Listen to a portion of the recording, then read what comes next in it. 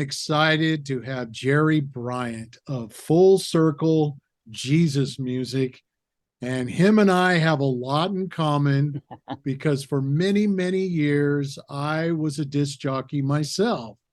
I got started ever since I was a child, I went down to the Goodwill store and got the couple of turntables and bought the records and Yeah. had one of those little kits that you get from Radio Shack that broadcasts like a block away and that's how I started in radio and then Well, there later you on go. when I went to Bible college I went to Trinity Bible College there in Ellendale, North Dakota, and they had a radio station but it only broadcast like two or three blocks only on the campus. You could only receive it on the campus and stuff. And I became the manager there for a year and enjoyed it immensely. And then I got into television and all that. So we have a lot in common, Jerry. Why don't you give the viewers a little bit of your background?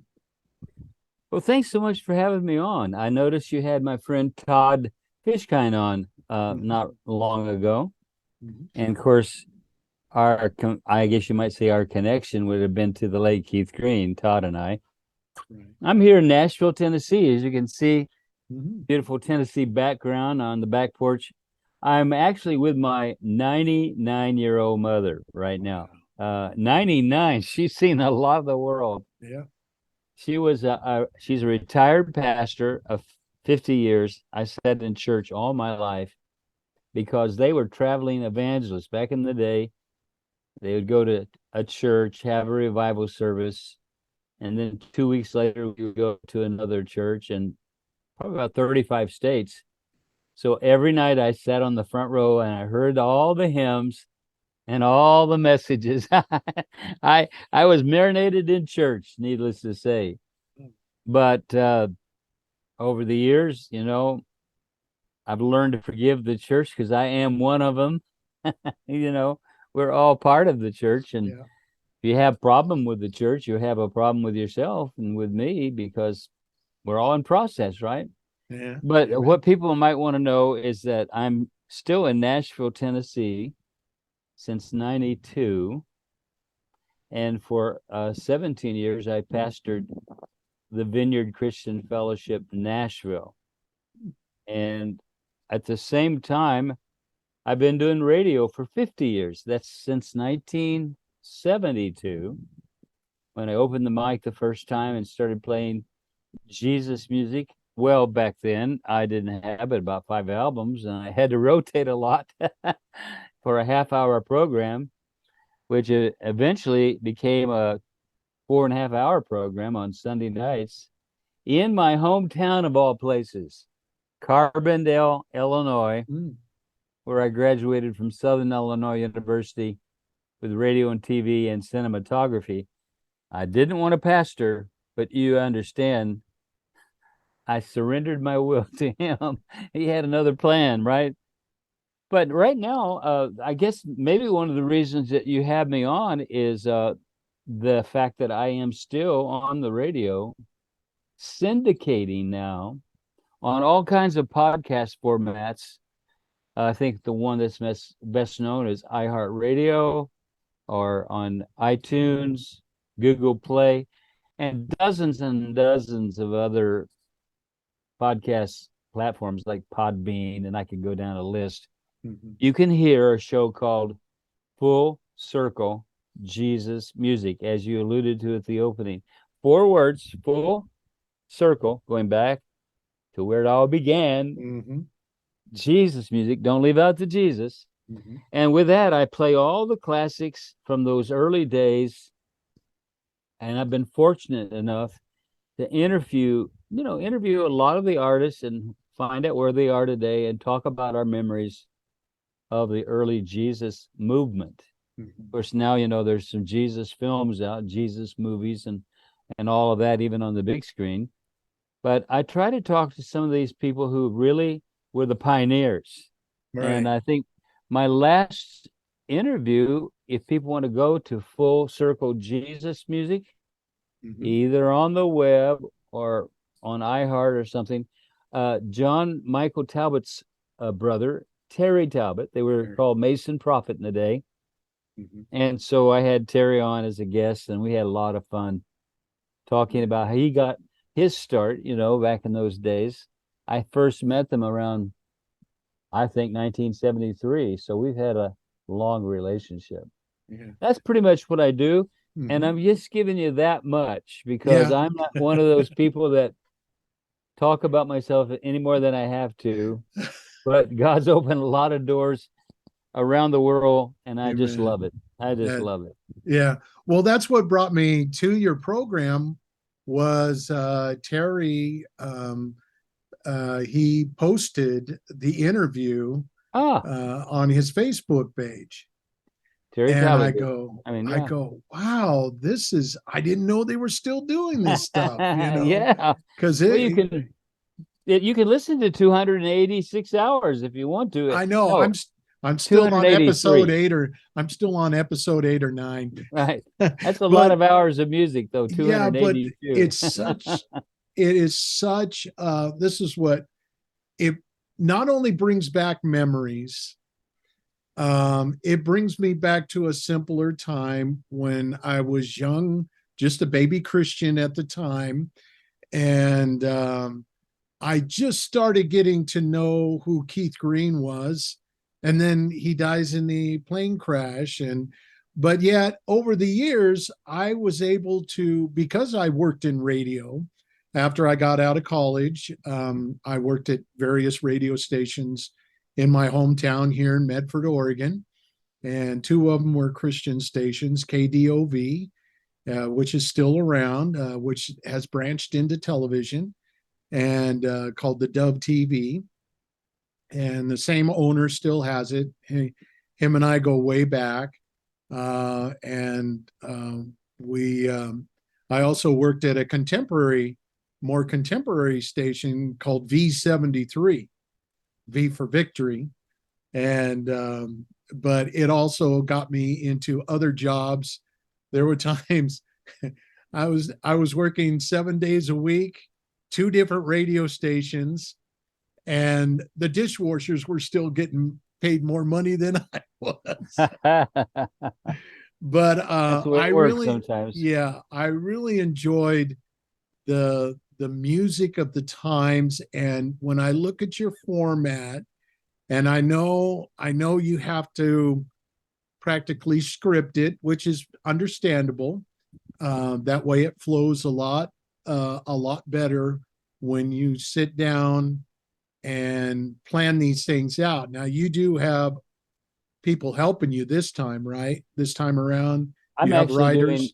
I do the show by myself, although at one time I did have a writer who was a walking encyclopedia. He knew where everything was as far as history. He could tell you what album and who played on it and what year.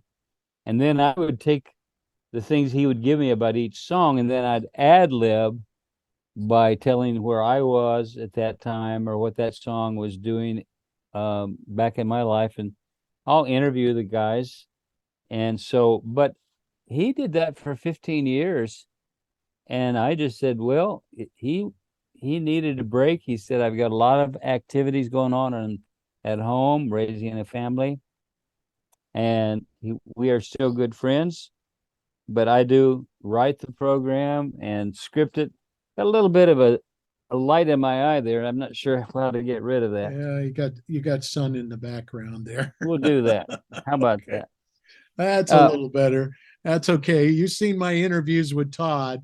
They were we're not yeah, we're not I we're found not that quite professional. We're not interesting. in a professional studio or anything. This is the best Zoom can provide, and it can be sketchy at times.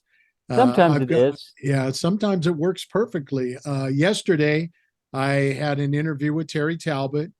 Went super well, and but we couldn't use the Zoom because he was on Apple. He had an Apple iPhone, so for some reason Zoom wasn't connecting very well. So we had to do Facebook Live, and I had to record on OBS, and that's an over broadcast system type of system. And so all that went really well, except I didn't double check my mic, and he came through perfectly fine, but you don't hear any audio from me. Oh my. I am the king of technical difficulties. I've actually done that kind of thing before. Mm-hmm. Since we're flexible here, I'll turn Yeah. around a little bit more, Okay.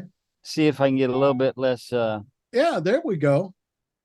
But I wanted to do this outdoors. It's so beautiful. Yeah, it's beautiful there. Yeah. But I've actually recorded interviews and come back and find out that nothing was on the tape, and I felt badly because most people don't want to repeat. Right. But we just do what we can do and try to make it happen. And Mm-hmm. here I am with this 200 and it's hard to believe 263. What did I tell you? 263 hours of programming. Yeah, 200. It says More Light episode is number 282. See, I don't even know the numbers myself. They just kind of. I would put this. I would listen. put this in the Zoom, but speaking of technical difficulties, every time I go to share things, my Zoom meeting crashes. So I will be putting stuff in. As a matter of fact, I will be, showing pictures. I went on your website today and saw all the pictures of all the artists that you've been with and stuff. And I want to get in to all the people you've interviewed, the relationships you've built, especially Terry and I got off, even though he was very limited on his time. We talked a lot about Keith Green and what a great guy he was. And of course, we talked about his brother and stuff. And so getting back to the music, there's some stuff on there that I have forgotten. Mm-hmm. And there's some songs that I've never heard before. So, and that's why I do the program, because I know that as the years go by, you don't hear it played on the local radio stations. No, even WPIT in Pittsburgh, I listen to them on the weekends, but it's the same old, the songs that were popular. Well, at one time I had a program that was called Jesus Solid Rock, Jesus the Solid Rock. And I believe I was on that Pittsburgh station and one of your stations out there where you are, because it was like 100 radio stations that were using it. And people were amazed that I could find these albums. Well, I looked all over, drove all over the country to find these albums. Nobody knew them. These people were brand new artists. And it was fun being a pioneer, but at the time I didn't think I was being a pioneer of anything. Right. I was just doing what I wanted to do to share the music that was touching my life. Mm-hmm. And that's where I met Keith Green, because I started bringing a lot of these people in for concerts. And Keith came in a couple of times. And then the next thing, as you probably know, I was out there living with Keith at Last Days Community. Mm-hmm. And he had an ulterior motive. He wanted to introduce me to a girl who later became my wife. Oh. But he told me I need somebody to pastor the Last Days Community while I'm on the road doing concerts. I can't oversee 100 people, and I just need you to do that. Well, in truth, he never got up till, I guess, 2 or 3 o'clock in the afternoon, because he would write music all night long. And so I'd get up at early hours and make sure the community was working well. People were following through with their assignments, their tasks, people getting their breakfast or whatever. And we lived in a community setting with all those houses. So I was called the pastor of Last Days. But as I say, the other part of the story is he really wanted me to meet a girl and marry her. He was a Well, matchmaker. he sure was. I think he was instrumental with Todd Fishkind too, because he was I the think he best probably was. man. He was the best man Yeah, at Keith's that's wedding. probably right. And so I know what community living was like back in the day. This was when I first became a Christian, um, and I became a part of. You remember the band Servant? Oh yes, close friends of Sandy and mine. Owen Brock. Owen and Sandy are close friends. Yeah. Well, they were a part of a ministry called the Highway Missionary Society.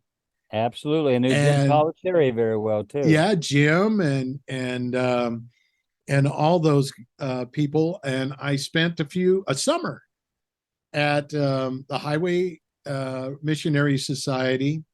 It was hard work because Oh we my, were yes tree it was. planters here in Yeah. Oregon because we were based out of Wilderville, Oregon, which is not I far remember from that. where I live. It's not far Well, from they where came I. by last days. The Highway Missionary Society came by and visited and stayed with us at last days. Mhm. Hey, would you like to really see my face? Let me show what I can do. Sure, go Because ahead. right now you're Oh, actually seeing a good reflection, but yeah, you're a going to good. see a huge difference over here.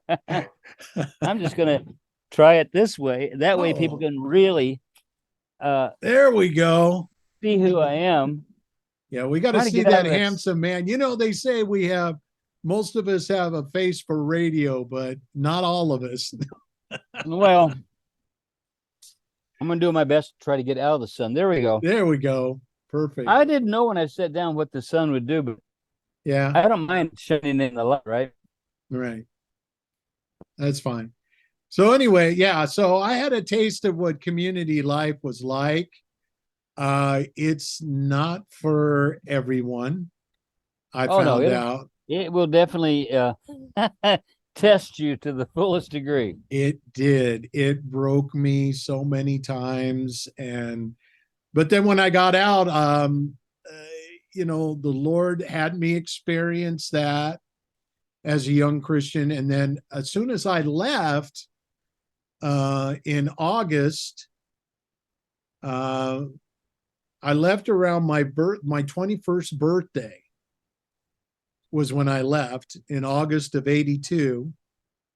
And I got called to college because prior to joining up with the Highway Missionary Society, because I didn't know where my direction was. I was still seeking. It is when you're that young in the Lord, you just don't know what direction the Lord's going to take you, and so No. you check into different avenues to. And so I eventually went into go to Trinity Bible College, and I spent a year and a half there, and that was also trying as well. I keep telling Lord, what are you trying to do to me? He says But I'm trying to wreck you. yeah, and so but there was a lot of good that came out of it. I got a good education. I learned what it was like to be in a radio station, a real radio station, because when Well, I see, was in. I really didn't expect to be in radio. A friend invited me over to a radio studio at Greenville College in Greenville, Illinois. And I just decided I'd sit and watch him. And all of a sudden I realized this is what I was made for. Mhm. I wanted to be in radio, and the next semester transferred to an actual radio and television university in Carbondale, Illinois, Southern Illinois University, to get a degree. All I wanted to do was radio.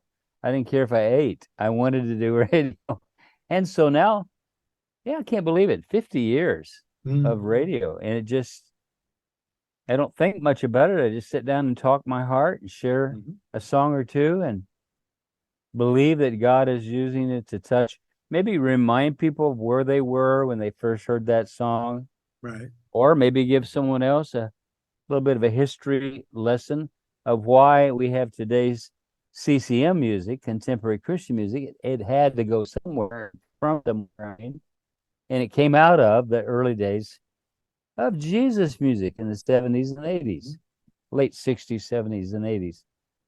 So I'm still doing it. I don't know. I don't see any reason to stop. Yeah. I've got a library full of albums and songs and digital music that have been remixed, and Right. I was, Remastered. oh yeah, and it's just fun to answer people's questions when they write and they want to know something about a song or an artist, or maybe something about Last Days Community and Keith. Usually around the anniversary of Keith's passing, I'll get phone calls from radio stations wanting to do an interview. What was he like? What was he like? That kind of thing. Yeah. I'm one And of them. I have memories. I can tell you that, and they are good. I Good, am so wonderful guy. glad, because I also am working. I love this medium so much, and I left it for a while because I had to get a real job. I don't mean that to say we don't have a real job, but you understand the point. I had to make a living, so I had to leave for a while. And now that I've come back, and with the internet, because back then we didn't have the internet, or it was No. just in its infancy at the time. But now I do documentaries. I do I do the flipping tables, my John the Baptist program.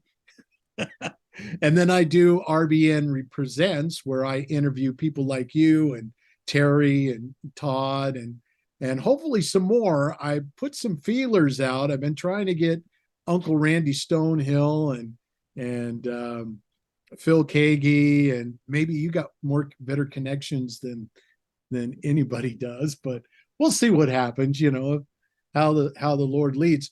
But I'm also working on several documentaries that I like to do, and one of them is Modern Day Martyrs. And even though Keith Green wasn't really, um, murdered, or any sense of the word, but I still feel that he might have been murdered by Satan, because I believe, because Keith was such an influence. He was, encouraging young people to get into the mission field. He was such a firebrand, like we learned from, the Wesleys and the Calvins and Martin Luther and all that. I Well, feel, another perspective on that yeah. is that another way of looking at it might be that we do live by the choices we make. And Mhm. that day, the plane had 12 people on it as a 4-passenger. It wasn't that it was too heavy. It was a center of gravity. The children that were in the plane that died, that were in the back looking out the window, waving at people on the ground. And so as they started up to ascend, they really couldn't get the tail end up. It was too heavy. And so that choice was a human choice. Right. And, it was a hot day, very humid, a lot of, I guess you might say, fuel that made it even heavier. And I know that I can tell you this about Keith. He wouldn't take no for an answer. He was a wild and crazy guy, as Steve Martin would say. If he wanted to do something, Yeah. you were not going to talk him out of it. And he loved, bless his heart, he loved to show people around the ranch Mm-hmm. where Last Days relocated in Lindale, Texas, after being, beginning out there in California in Woodland Hills, Right. where I lived with them. Mm-hmm. And so, choices are important as well. We do have responsibility for that, but his legacy after he passed has lived on and on. In other words, there are Right. people who are being, even today, impacted by his songs and by his Right. life story. Mm-hmm. And Melody wrote the book, No Compromise. Right. I've read that. that book really impacted people a lot. Right after the airplane crash, she asked if I would do an interview with her that we could distribute around the country. She was getting hundreds of calls, people wanting to interview her. Can't do that many. So she and I sat down, did one interview just a few days after the crash. She was amazingly in the peace of God. And she explained what had happened and how it all happened. And we distributed that to all the radio stations that wanted it. And then 8 years later, we did it one more time. We distributed hundreds of the recording, the interview, where she was writing the book, No Compromise, to bring everybody up to speed Right. of what was happening in her life. So it was really a blessing to be able to get that out for her. And then she didn't have to answer all the phone calls. That's the problem. Things like that happen. Right. You get bombarded. Oh, Everybody yeah. wants to know. I mean, they want to know what really happened here. And now we know a little bit more than we did probably back when it happened. But I can tell you what, having Keith sing "There is a Redeemer" at his own funeral. Oh my, I was totally wrecked. Wow. You know, because it was just powerful, you know, him singing his own songs, you know, over the sound system at the memorial. Right. And so you were there during all of that, weren't you?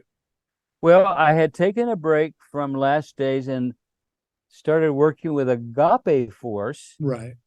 Agape Force was just down the road about 2 miles, and that's where Silverwind started, the band Silverwind. Right. Barry McGuire, a number of groups, and second chapter of Acts. Second chapter of Acts were right there in the area. So was Dallas Home and Praise. Wasn't Leonard Ravenhill and David Wilkerson? Yeah, he was across the street. We would go over there for Bible studies. And what happened was that this is Keith. I'll just give you a little insight on Keith.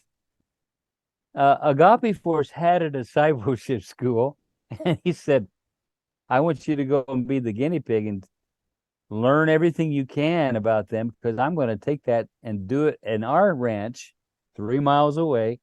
Same teachers, same kind of a curriculum, but it needed to have Last Days on it, right? So, and so I went through that along with my wife, and went through this incredible discipleship school that was life-changing.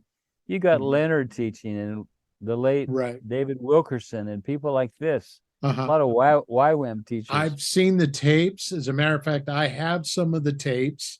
I have two. They're on DVD now, because I had I was big into Last Days Ministries. I had all the newsletters, the whole stack of them. Every time they came out, I was on their newsletter list. Right. I ordered the tapes, and first it was the cassettes, then came the videotapes, you know, the library and everything. And now I have Keith Green's What's Wrong with the Gospels, parts 1 and 2, and Devotion or Devotions. They're on my shelf. Yes, those are classic newsletters. A lot of people are holding on to those because I wish I still did. I held on to them for like 10 years, and now they got lost whenever I moved. I lost a lot of things. They're slowly coming back. I found my first film, the first movie I did. It was an old black and white sci-fi spoof that I thought was erased, because back in the day, we were shooting everything on videotape, SVHS and all that. And I was digging through my camcorder tapes, and lo and behold, I found them. So, but getting back, I wanted to move but Lindale, Texas is a long ways from Medford, Oregon. So, of course it is. Well, I ended up, going out there and being part of that discipleship school with Agape Force. And Keith turned around and started the same school under the auspices of Last Days Hmm. Ministries. Well, I ended up staying with Agape Force for 3 years in Virginia Beach, and actually did a lot of street evangelism. And we started an Agape Force church out there. And I worked at the 700 Club. I did a radio program even for CBN's radio station. Oh, Uh, okay. so I did one there live, and then came back to the Midwest. And Keith had just called me, said, "Well, let's open up a studio here. I want you to open up a studio so that I can do some radio shows with Leonard Ravenhill." Hmm. And it was just right after that the plane crash. So we Mm, never did open that studio, but that wow. was in the works.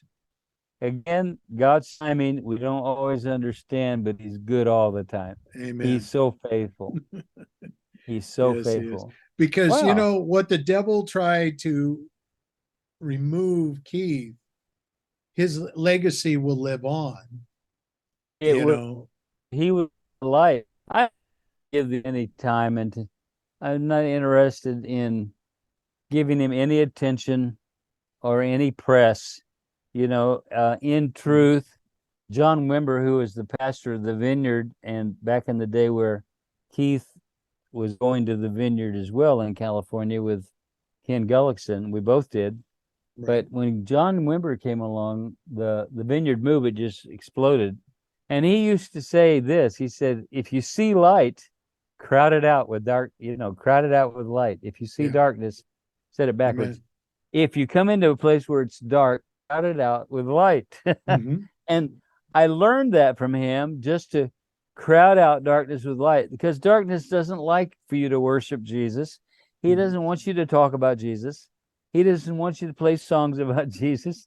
And the more you do, he gets away from you because he doesn't want Right. to put up with the light. It's not something he can endure very well. So Absolutely. Kind of like a I'm not going to give him vampire. any time, no attention at all. Right.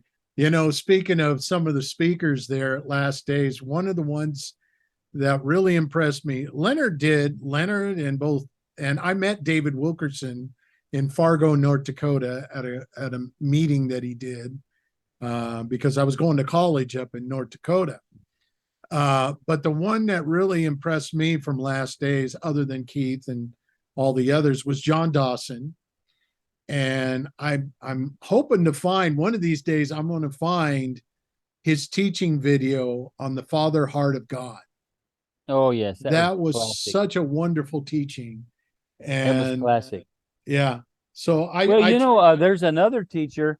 I'm not sure if you've ever heard of him, because that's an interesting name. Uh, the name is Winky because he's a New Winky Zealander. Pratney. Winky Pratney came and spent a whole lot of time with us Uh-huh. at Last Days in California. And then, of course, he was stationed at Agape Force in Lindale, Texas. So he was always over teaching at Mm-hmm. Last Days.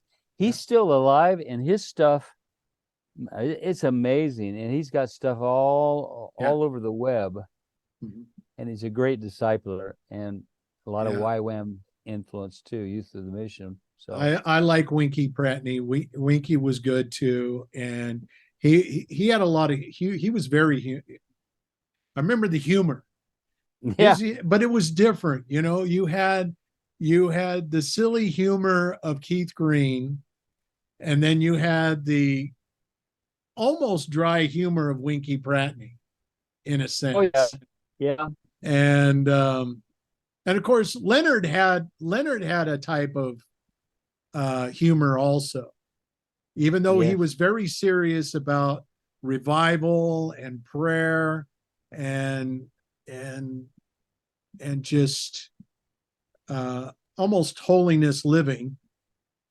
And of course then Dave Wilkerson, who I he was one of the first influences in my life when I first got saved, because I read all of his books, from The Cross and the Switchblade to The Vision and I was getting all of his.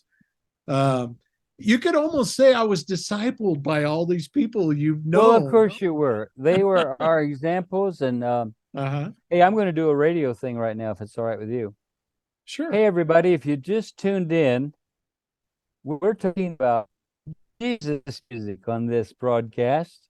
And I'm Jerry Bryant from Full Circle Jesus Music, and your host is William the Beloved. I like that. William the Beloved. You are, brother. The Lord's Yes. crazy about you. But Thank you know, I you. always break in and do that occasionally when people just tune in and don't know what they're listening to. Uh-huh. We're talking Well, about the music of the 70s and 80s. oh yeah. And it has become your show has now become a part because I work in an office. When I'm at the office, I work around a lot of people and they're very, very worldly and they use a lot of foul language. And so, in order to block out, I always put I have one headphone on and one off because I got to hear the phones and I got to do my office stuff too in case somebody needs me for something. But always in the other ear, and of course I Yes. switch ears because I got two of them. I Well, listen to Full Circle, there you go. Full and circle, and don't leave out the Jesus. oh, and don't Full circle, Jesus never music. Jesus as Terry Taylor is it? Yeah, Terry Taylor said, central theme. Jesus is the central theme. That's right. Remember that That's right. from DA. Oh, DA. I played a lot of DA on Jesus Solid Oh, Rock. I love their. Excuse me, I got something there.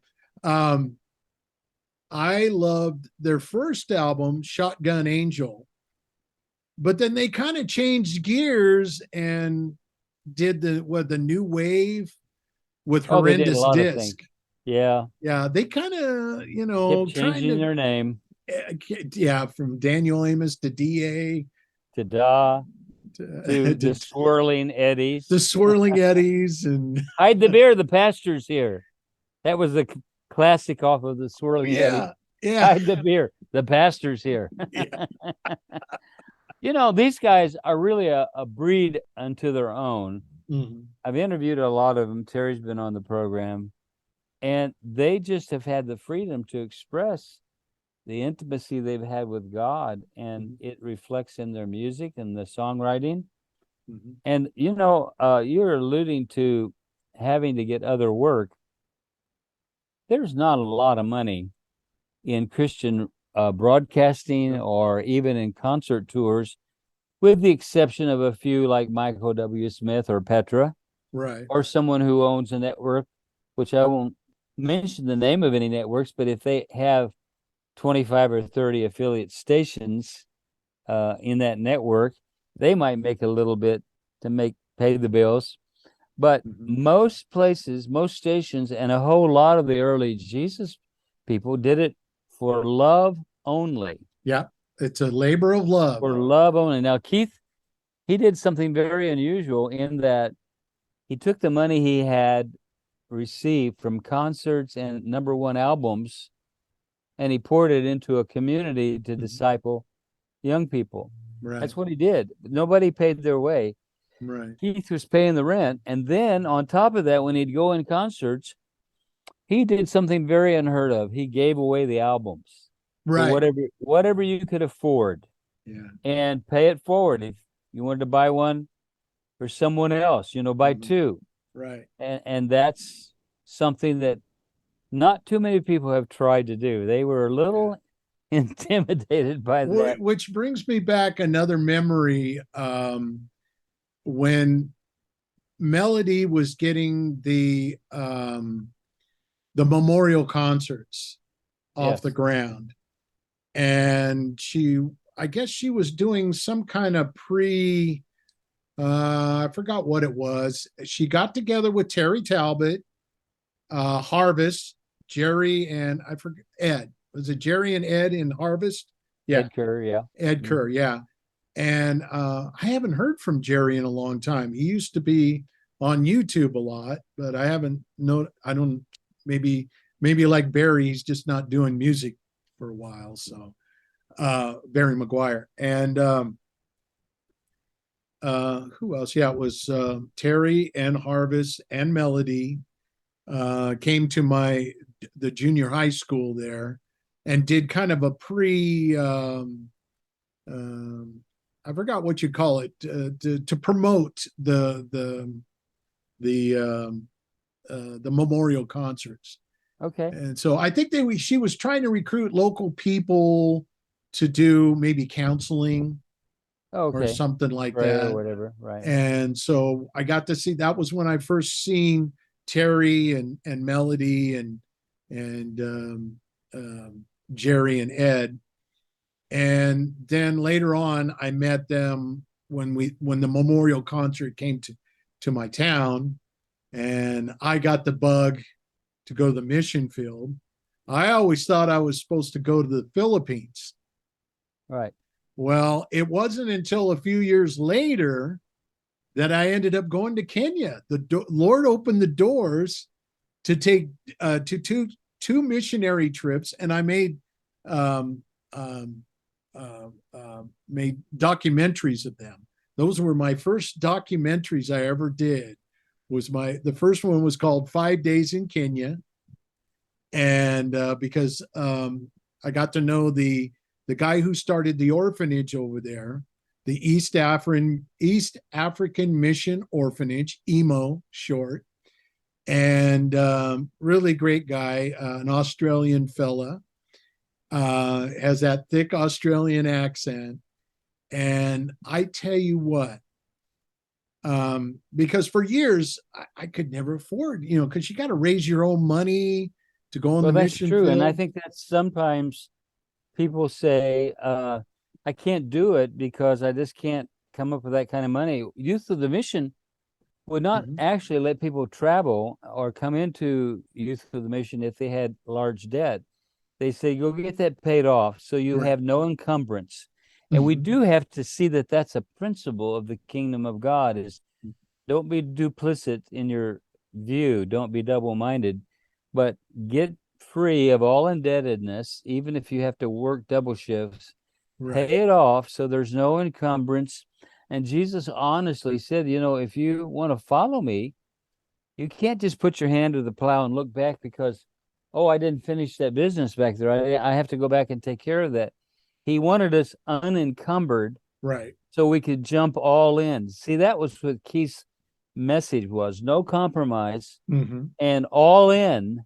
Amen. And that's what changed people to the point where they wanted to be a part of Youth with a Mission and pay the sacrifice Mhm. so they could go out and really impact lives. And frankly, sometimes that's missing in even Christian circles where Right. it's easy to have someone else feed us and go for us because it's too much effort to do it on our own.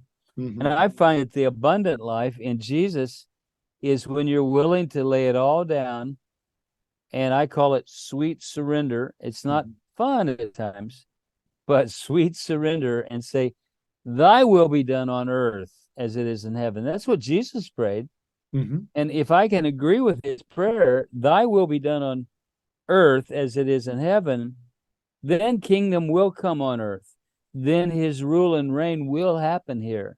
Amen. And the church, I think, is ready for that right now. We need a returning to some of the things that Keith would preach about in his Mhm. concerts. And he just says, get the actors off the stage, all the people on the stage that are trying to get acknowledged, get known, and put Jesus as the center.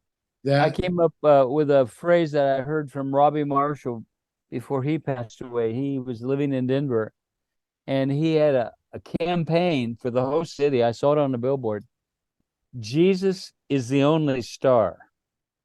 And Amen. I've used that here in Nashville, a city filled with, wannabes. They want to make it big. They've come because there's a vibe here to write music and to be seen and to play with writers and Mhm. have a chance, to maybe make a career in music because a lot of people love music, but Right.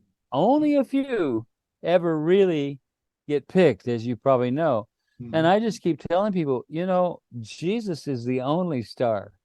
And if Amen. you want to represent him, you'll notice if you listen to my radio program very long, I don't cut corners. I'm black and white. Keith taught Right. me that, and the Holy Spirit taught me that, Mhm. to say that, what we do for Jesus will last. And all these other things, you look at them and you go, well, Will, what was the value of that? What came out of that is just kind of a puff of air and it's gone. Mhm. And I want, and I believe you do too, to have an impact on the world and on this next generation. A lot of the young people that listen to my program have never heard these songs from the 70s and 80s.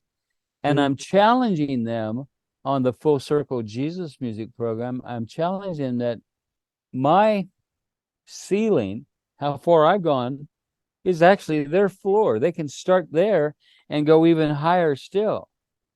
My ceiling, what I've been able to accomplish in all my years, is actually a floor for them to start on. Mhm. And then they can go as high as they can without Right. limit. But it's not going to happen if we're duplicit, if we're putting one foot in and one foot out. Jesus made that really clear. Right. You know, it's all in or wait a while. And when you're ready, let me know. Yeah. Amen. Because I tried other avenues. I wrote some songs a few years ago, and a very funny story. I'll try to be as brief as possible on this because I know we're going to run out of time, and I've got couple more good questions for you. But I first did a cassette back when we had cassette days, and then then it went to a CD later on. And I had a good friend of mine who had a recording studio, and he helped me put these songs together. As a matter of fact, he's a Calvary Chapel pastor now in Cottage Grove, Oregon. A good friend of mine, very musically. He just came out with a brand new CD himself. But my problem was at the time is that I thought, well, I want to be as big as Petra or Amy Grant or all these people. So my mindset was in the wrong place at that time. And he showed me, and I always tell people, most records go gold, some go platinum. Mine went lead and sunk to the bottom of the lake. So, I mean, not that the music was bad. It's just my motivation was not in the right in the right place. And so, and what really topped that was the first time I saw the second chapter of Acts in Ashland. And as a matter of fact, you probably remember Ashland, Oregon, because that was one of the places that Keith Green wanted to start Last Days Ministries, was in Ashland, Oregon. And Todd told me that too. Todd was going to move up here as well, because Ashland's a beautiful place, but it's really multicultural. Sure. But I gave Buck Herring my cassette because he started Live Oak Records. And I thought, okay, maybe he could get me in the door. And of course, I don't know if I ever, somebody. yeah. And I don't know if I gave him my phone number on there or not. I might have. I don't remember. I never heard from him. And I thought, okay, well, maybe that's not the direction you want me to go, Lord. And I told Todd Fishkind about it. And he said it was probably in a basket of tapes that hundreds of other people gave him. Well, that's the case. He had a lot of people that wanted to get a little head start with somebody, and I mean today, even though I do a classic oldies Mm-hmm. of the 70s and 80s, I've got people sending me stuff that they recorded last week wanting me to play it on the program. They're not focused on what my format is. No. And they're hoping I know somebody that knows somebody that knows somebody. And all the people that I knew when I came here in 1992 to Nashville, they pretty much all retired or gone somewhere else. So I don't even have those people in my address book anymore. There's such a fast movement going on. The industry has changed so rapidly, and our town is changing so rapidly, becoming a small Atlanta of some kind. And there's some folks not real happy with that because it doesn't Right. have maybe the nostalgic memories of days gone by when country music started here. And they had the Grand Ole Opry that started at Ryman Auditorium, which is a story in itself. Ryman Right. Auditorium came out of a revival where people got saved. Yeah, it used to be a church, wasn't it? It was a church, and they had people lined up for blocks to come in and find the Lord there in Ryman Auditorium. And it was named after Dan Ryan, who was the guy who was selling liquor up and down the river, gave his heart to God, threw it all in the river, threw all the liquor in the river, and took the money that he had saved up and built this auditorium for people to come and find Christ. And then after that season went by, then country music made its home, the Grand Ole Opry right there. Right. And that place is just full of legends and memories of Absolutely. those early days. Yeah. Now they've moved the Grand Ole Opry out to the Opryland hotel area, Right. Opryland Hotel, and they have some great programs there, and they're on TV. But it's good to be in a city that's filled with those kind of legends that reminds you of where things started here in America, where things started in the church. Right. And I guess my old show, or I should say, this show that I am playing old classics, will remind people of where it all began. Yeah. Which is a neat thing because which comes to my my question. You've been since 1972, am I correct? Is that right? Okay. And you've been through um the highs and the lows and the opposers saying that contemporary Christian music's of the devil and all this, and you shouldn't have all that. Are you finding that today, even the classics as well as the music of today, has it gained more acceptance today than back then? Well, I think it's more accepted, but you don't hear the classics anywhere except a specialized program like myself. Today's music is doing what we were afraid would happen. They follow the trends. They're trying to follow the advertisers. They're trying to get listeners, so they will play to ad nauseum the same song over and over. And these young stars are rising up, and many of them really have deep relationship with God. I'm not judging or questioning that, but it's become an industry, which it was not back in our day. We did it for love only. We didn't do it looking to see if we could get an album or a deal. Right.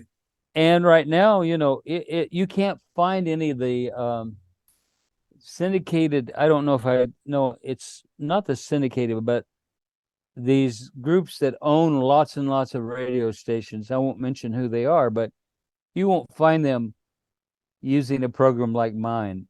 They might do something in-house, but they're going to stay with today's music, the stuff that they think will feed the young listeners. So the old listeners have no place to go. They don't really care for today's music so much. Yeah. Well, and I'm the I think same. that's why people go back and listen to something like Full Circle. Yeah. Jesus. Well, there was for a while, K-Love was doing K-Love classics, but then they beefed it up to the 90s. Now they're doing. Well, that's what I'm trying to say. Nobody wants to go back to the 70s and 80s, and that's where it all began. That's absolutely. And thankfully, I think because of the movies now that are coming out, the movies and the documentaries and everything, I think it's got a resurgence. At least it has attention. It has people's attention, although they're not really focusing much on 70s and 80s music, mostly 90s in those movies. And that's just where it's at. Right. But I like what Terry Talbot told me yesterday. He says, because I said you were kind of the contemporary music of the day. And he goes, well, we're not really contemporary anymore. We're more classic. Yeah. Which is but I noticed today, I know back in the day when I was a disc jockey, is that a lot of the Christian music was too contemporary, too rock for the church, but it wasn't gaining any acceptance in the secular realm either. And I kind of noticed that's kind of changed. Now you have a neighbor in Nashville named Neil Morris. I don't know if you're familiar with him. He's more of a progressive rock guy. He started in LA, became a Christian, and he still does his progressive rock, but all his lyrics are all Christian, but he's gained acceptance in the secular realm. Well, And look at he's the Lauren Daigle. That's another artist that's gained acceptance with her songs in national media. Lauren Daigle, right. You Say, that song went to the top. You Say. I guess there is more acceptance that there are people out there that do have interest in God. They're God-fearing. And so I am just, what Jesus said to the disciples, if they're not against us, they're for us. Exactly. And I bless them. I bless Amen. them that they might succeed gratefully. I mean, greatly succeed, because, it was Jesus, solid rock. What was it? Jesus Christ Superstar that people criticized. Yeah. And yet a whole lot of people came to Christ and had an intimate relationship with him out of listening to the songs from Absolutely. Jesus Christ Superstar or Godspell. So God can use anything. Thank you, Lord. He's not limited. Yeah. Did you have any other question? I didn't want to cut you off, but I thought you had one more, or did you cover them? No, I think that was the one I covered. You know how it is. The DJ just keeps talking. Oh yeah. No, that's fine, because I'd rather you talk than me, because as you can tell, I talk about we could spend hours. I mean, we have just scratched the surface, and I know that sun is probably baking. You're probably going to have a tan. No, it's really nice out here. It's really nice and fall-like. Okay. Oh, okay. And I'm enjoying this. This feels wonderful. But yeah, let's do it again. I'm gonna take off here in a moment, but let's do it another time. Right. And have a list of questions and pick my brain on anything you want to know. I'm gonna get out of the sun just because I can't see you. There we go. Oh, there. Okay. Yeah, the sun was my friend because it felt so good, but it wasn't helping this video cast any. Yeah, right. But you look good, and what they say about have us DJs being a face made for radio is not always the truth. Well, no, but we can always say we're legends in our own mind. This is true. This is very in true. our own mind. Okay. But yeah, we'll do it again if you want to sometime. Yeah. So we've been visiting with Jerry Bryant of Full Circle Jesus Music, and if you go to his website, what is it? It's just www.fullcirclejesusmusic.com. All right. Don't forget what? Don't forget the Jesus. Don't forget the Jesus. And I'll have that up there when I finish. I'll probably show a lot of pictures, because next time I think we're going to get into some other artists that you spent time with, and yes, sure. Because we've mostly talked about Keith Green and others, and which is great, because I think Keith Green was a big influence in our lives, and it was great to hear somebody who actually spent time with him.